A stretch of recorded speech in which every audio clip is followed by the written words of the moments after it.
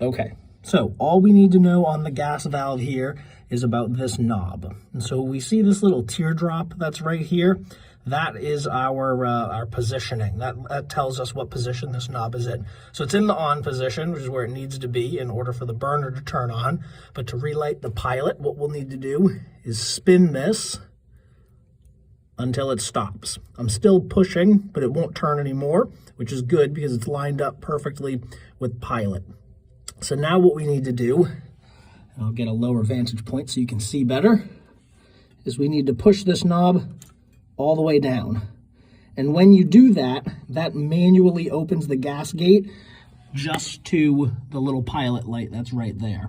So what we're gonna do, and I'm gonna have to put you down for this part, but we're gonna push this knob all the way down and we're gonna hold it.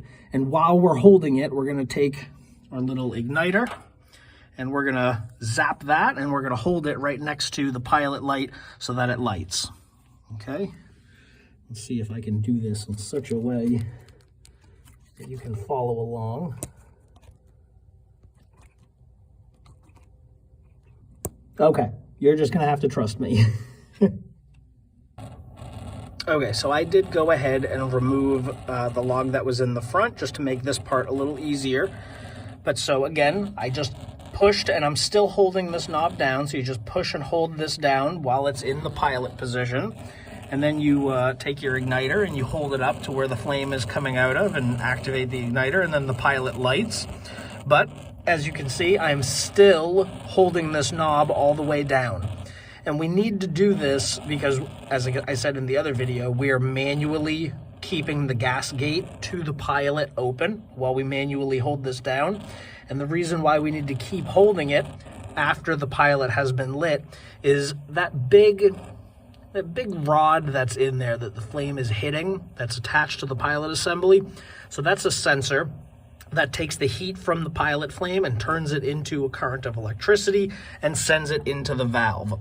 And we just need to wait until the voltage has gotten high enough where we're able to let go of the knob and the pilot stays on.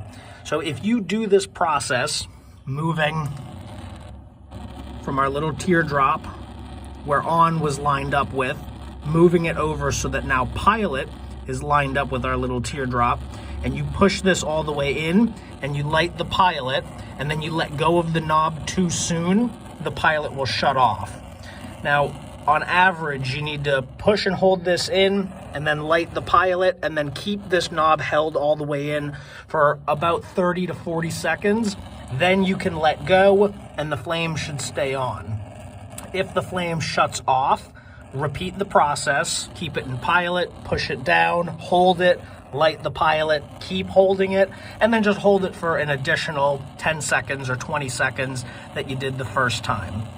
After that, then you are good to go ahead and turn this knob back so that on is lined up with our little teardrop, and now you are ready to turn the system on.